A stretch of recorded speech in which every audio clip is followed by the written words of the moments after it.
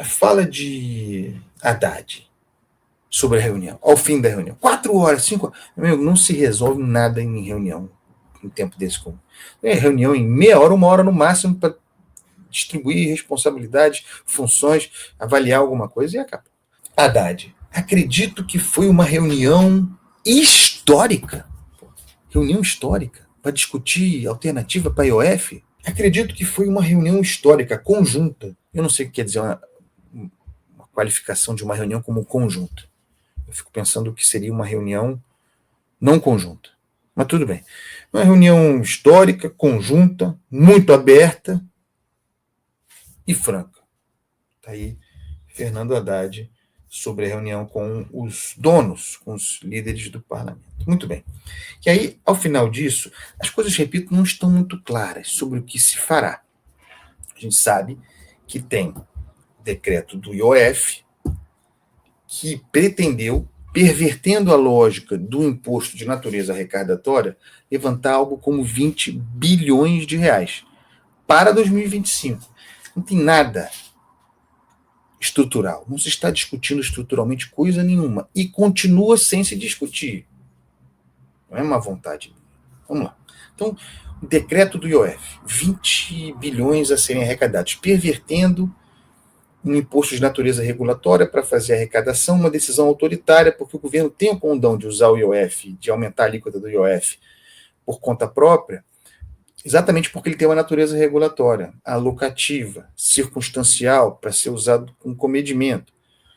Um governo autoritariamente, tentando evitar a negociação que acabou se impondo depois, que acabaria se impondo com o parlamento, meteu bronca em busca de mais arrecadação para fechar a conta.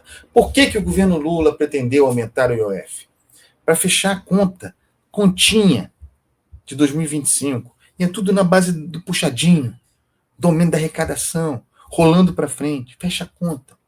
Rola o presunto da bomba fiscal para frente. Vai chegar em 2026. Porque chegando em 2026 a gente sabe que tem uma anistia à gastança.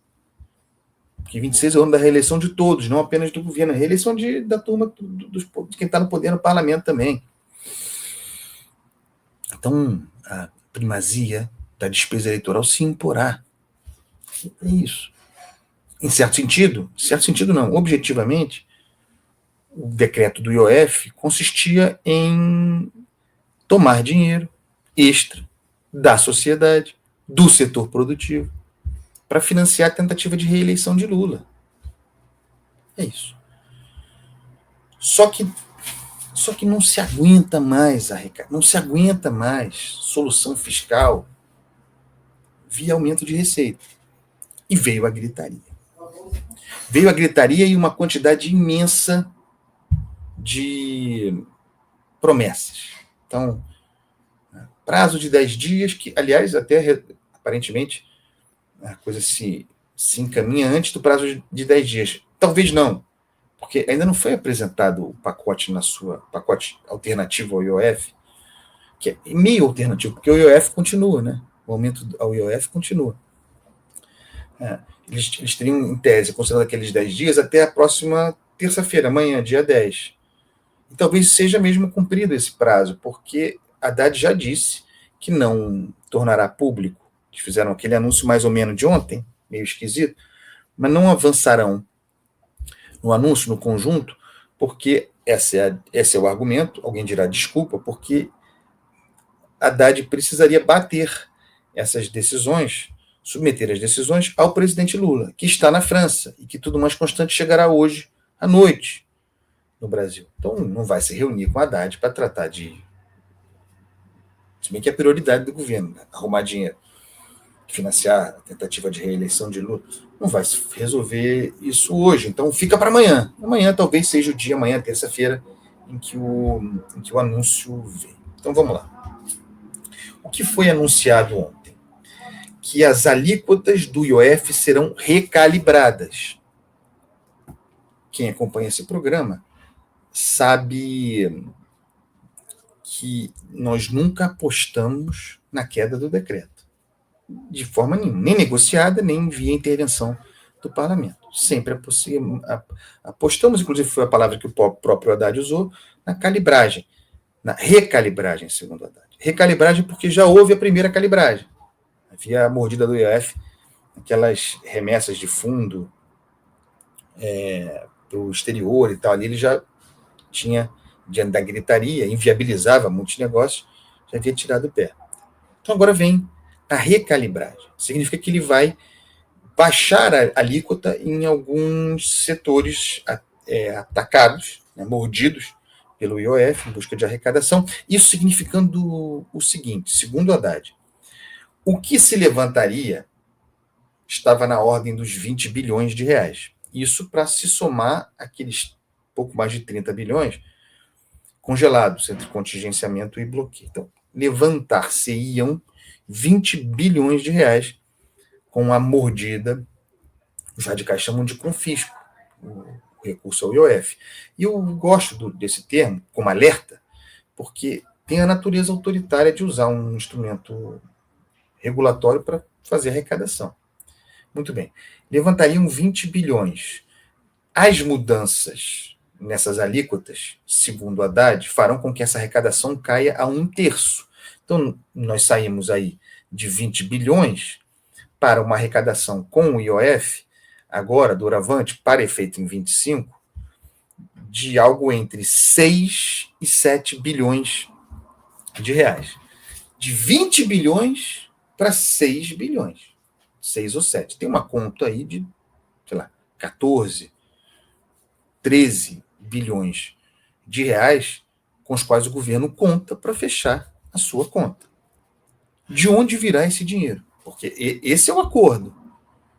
Nós abriremos mão de uma parte do IOF significativa, não totalmente, mas precisamos compensar essa nossa necessidade. É uma necessidade do governo. O governo, eu já disse aqui, que é a expressão do desespero.